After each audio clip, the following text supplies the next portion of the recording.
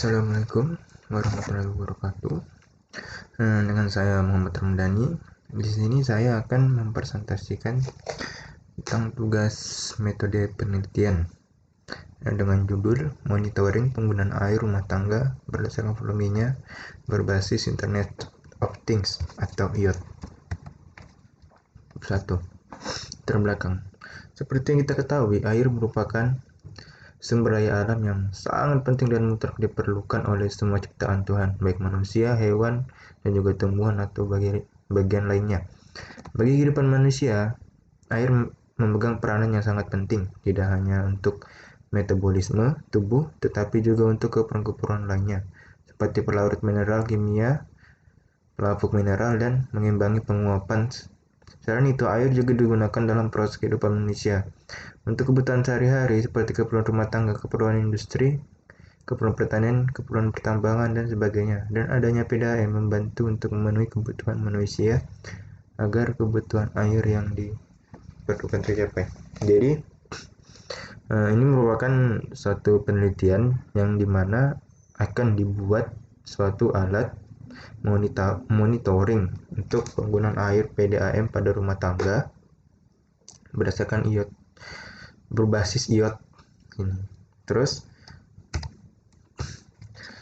sedangkan Internet of Things sendiri adalah konsep dasar yang menghubungkan perangkat satu dengan yang lainnya, termasuk kulkas, televisi, mesin cuci, lampu, smartphone, mobil, dan masih banyak lagi. Selain peralatan sehari-hari, IoT juga bisa menghubungkan berbagai komponen mesin seperti mesin jet pesawat terbang, bor pertambangan minyak, dan lain-lain. Jadi, pada alat kali ini, di sini akan dihubungkan dengan IoT. Kalau yang biasa kan dia meteran airnya manual. Sekarang di sini dihubungkan dengan IoT, jadi agar mudah memonitoring penggunaan air tersebut. Jadi rumusan masalahnya, bagaimana cara merancang alat monitoring penggunaan air? Yang pertama. Yang kedua, bagaimana cara menghitung keluaran air dan mengontrol penggunaan air, serta menghitung biaya penggunaan airnya. Batasan masalahnya dalam penelitian ini adalah bagaimana cara memonitoring penggunaan air berdasarkan volumenya menggunakan Internet of Things. Untuk monitoring harus pada kali ini akan menggunakan Internet of Things. Terus tujuannya agar peneliti mampu menyelesaikan masalah penggunaan air yang berlebihan. Kan kadang penggunaan air itu tidak kita ketahui, tiba-tiba saja mahal pas pembayarannya gitu, langsung bengkak pembayaran gitu. Karena hal yang tidak kita ketahui, entah dia bocor atau apa. Terus, dan juga agar konsumen dapat mengetahui berapa banyak air yang digunakan. Dan dia bisa menghitung langsung biaya penggunaan air selama sebulan atau bagaimanapun nanti diaturnya. Manfaat penelitian ini agar masyarakat dapat mengetahui penggunaan air dalam waktu yang ditentukan, dan masyarakat bisa mengantisipasi yang namanya pembengkakan pembayaran pada saat pembayaran air.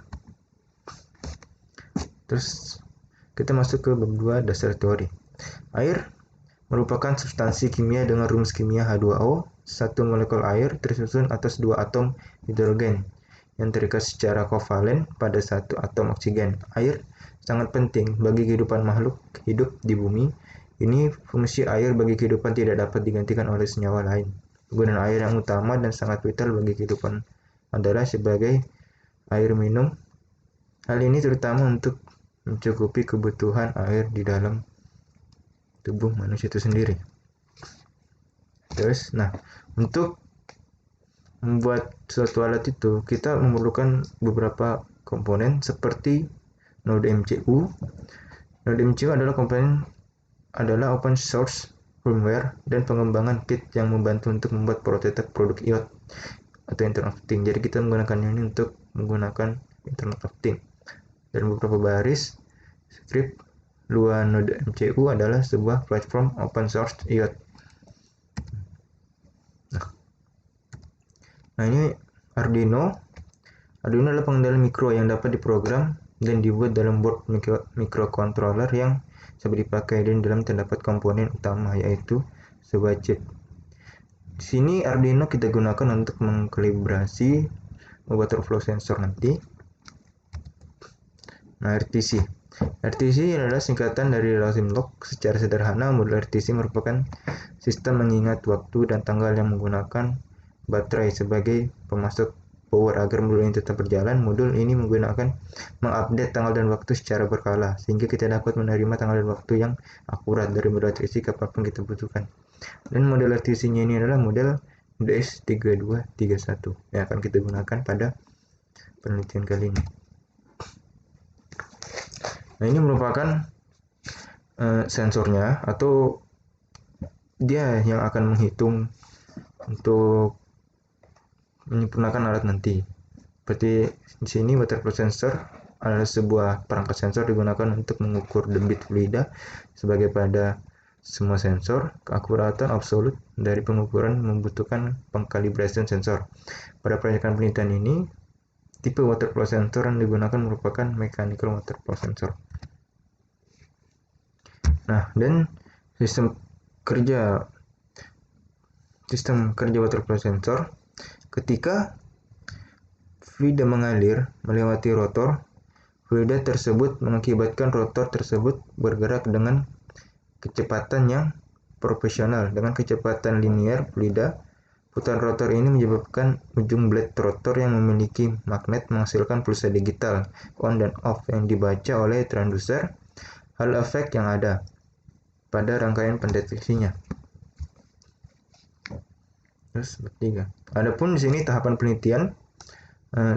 Studi literatur untuk mencari referensi teori yang relevan dengan kasus atau permasalahan yang ditemukan. Terus ada pun perancangan, monitoring penggunaan air rumah tangga berdasarkan volumenya berbasis iot. 3. Pengujian sistem monitoring penggunaan air rumah tangga secara real time, apakah dapat bekerja dengan baik dan data yang ditampilkan sesuai yang diinginkan. 4. Monitoring dan pelaporan, melakukan pemantauan terhadap monitoring penggunaan air rumah tangga berbasis internet of things dan melaporkan hasil dari pemantauan. Nah, ini blok diagram sistem ALAS yang akan kita buat.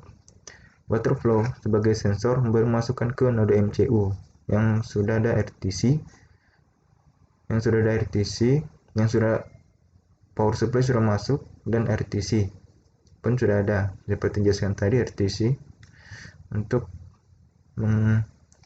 waktu agar lebih cepat dan baik. Nah, terus keluarannya dari node MCU ini yaitu ke LCD dan smartphone. Kita bisa masukkan ke LCD atau smartphone. Di sini. Flowchart. Ini gunakan flowchart diagram. Yang di sini kita start, terus inisialisasi, konfigurasi library RTC, flow meter, node MCU dan LCD. Subprogram flow, subprogram data, subprogram reset. Terus dapat tampil jumlah pemakaian debit air dan biaya. Jadi begitu. Nah, ini dia. Ini merupakan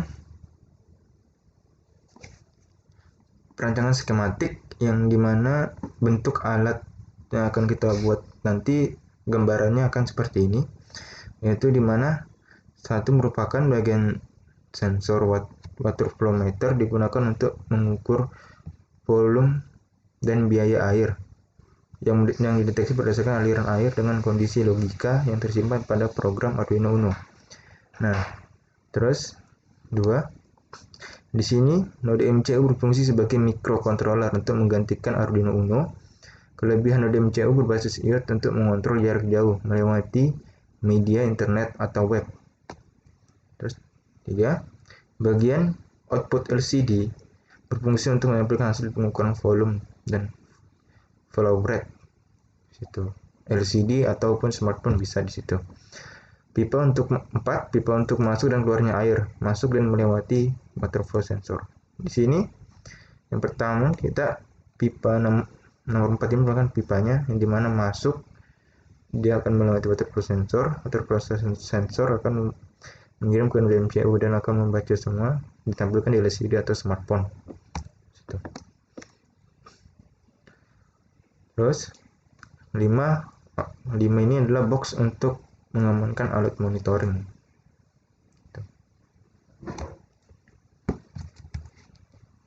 Nah, pengujian.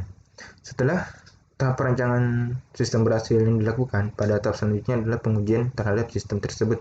Dilakukan pengujian untuk mengetahui apakah sistem dapat bekerja dengan baik dan juga data yang ditampilkan sesuai dengan pengukuran. Jadi setelah melakukan beberapa metodenya, kita akan langsung melakukan pengujian. Setelah alat itu sudah siap pakai, kita akan langsung melakukan pengujian. Ini merupakan daftar pustaka. Terus saya mengambil dari beberapa referensi yang saya gunakan untuk membuat sebuah alat monitoring mengenai PDAM ini.